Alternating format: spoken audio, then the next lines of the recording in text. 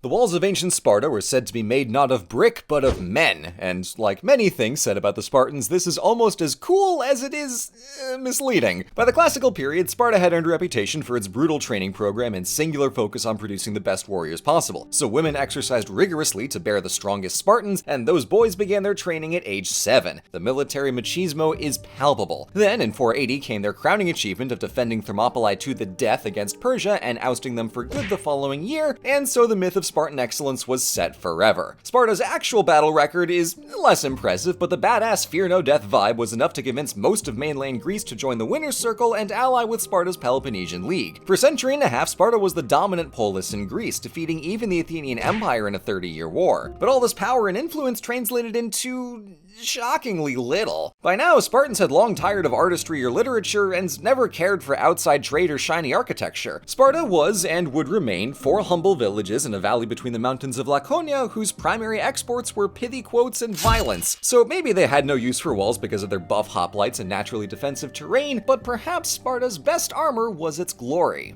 Now, if the Spartans spent all their time exercising, training, and flexing their muscles for the bros in the barracks, who was doing all of the farming to support their society? Ancient Greek sexism was a hell of a drug, but even Spartan women enjoyed many of the same privileges and leisures as male citizens. Instead, the Spartans handled the task of agriculture with slavery. Like, holy hell, so much slavery. See, just to the west of Laconia is the region of Messenia, and sometime in the late 700s, Sparta waged a multi-generational war to conquer Messenia and subjugate the entire population as helots, a whole class of people enslaved and owned communally by the Spartan state, laboring in the fields for centuries so the boys back home had more time to run laps and wrestle. From its earliest identifiable history, Spartan society was built to preserve this core dynamic of citizen leisure and helot servitude, and they remained utterly terrified that it might break. Unfortunately, Sparta's enemies were aware of this, so the city of Argos supported a helot uprising in the mid-600s to try and topple Sparta. It failed, but the lingering paranoia might have been the spark for Sparta's subsequent transformation into a military aristocracy, complete with a secret police designed to spy on and terrorize the helots. However frightening it must have been to go up against a classical-era Spartan phalanx, it had nothing on how scared they were about the Messenians they'd enslaved.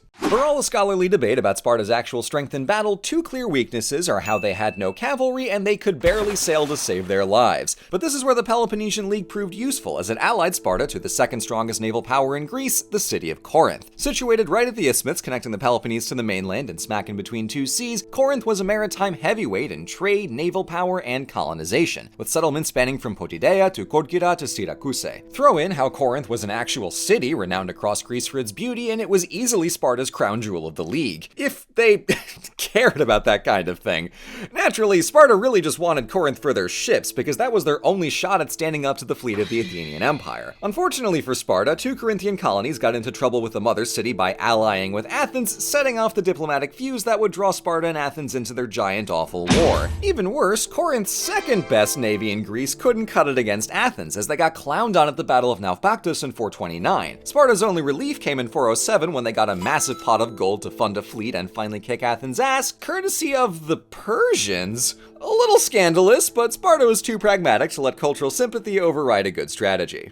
Some Greek cities seems destined to not exist. See, when war finally broke out between Athens and Sparta in 431 BC, the Spartans' plan for a quick and easy win was to besiege the city, burn the countryside, and either starve them out or bait them into a losing battle. But Athens had the naval convoys to keep the city well fed, and the restraints to not run outside their walls and get immediately flattened by a Spartan phalanx, or so they feared. So in 429, Sparta instead set out for nearby Plataea. It was the site of the final battle of the Persian Wars, and after its destruction, the Greeks rebuilt it and made it into a neutral sacred space in thanks for their role in the victory. However, Plataea was always being menaced by its bigger neighbor Thebes, so ever since 519, the Plataeans had a defense agreement with Athens. Now, when the big war got going a century after, Thebes took the occasion to live its truth and attack Plataea, sending in saboteurs and building giant ramps to scale the walls, but failing to breach the city before Sparta arrived in 429. The Plataeans tried to convince Sparta with appeals to their sacrifice and valor in the Persian War, but those rascally Lacedaemonians insisted Plataea had broken its sacred oath by being too cozy with Athens. So Sparta joined the siege, blockaded the city, and starved them out by 427. Easier to do when they didn't have a navy. While most Plataeans had escaped to the safety of Athens, Sparta smashed the city into pebbles, just as viciously as another invader had done some 50 years earlier. Perhaps the biggest obstacle to understanding Sparta is how little they ever explained themselves, so we're left with Athenian and later Roman accounts of the Spartans that exoticize and praise them to Thermopylae and back. But looking Looking through their history, we see a pragmatic cruelty pervading their choices. Kill the Plataeans, they're too friendly with Athens. Ally with archenemy Persia to defeat Athens. Any boat money is good boat money. Enslave an entire population of helots to make them farm. It gives us more time to exercise. Beat your kids and leave them to starve. It'll train them into tougher soldiers. Sparta's cruelty was deliberate and calculated not just against its enemies, but imposed on itself. Spartans loved their leisure, yet also chose to make their lives harsher for the sake of their army and state. What strikes me about Sparta are these contrasts, like how individual Spartans have a blasé attitude towards death, be it in battle or childbirth, yet Sparta as a polis was ruled by fear of change, of foreigners and their ideas, of not being stronger than their enemies, and of the helots they enslaved. Sparta and Athens aren't mirror opposites, and they both caught a villainous figure in the Peloponnesian War, but more than any other civilization in the classical world, people's perceptions and praises of Sparta says a lot more about them and their values than it says about the boys in red. Thank you for watching. My favorite part of researching these Greek history videos is how the research process always spills over by multiple pages of notes, and those get filed away for future videos. So there will be more talk of Greek warfare and Spartan geopolitics in a later history summarized. Look at me demonstrating restraint and keeping the video on topic.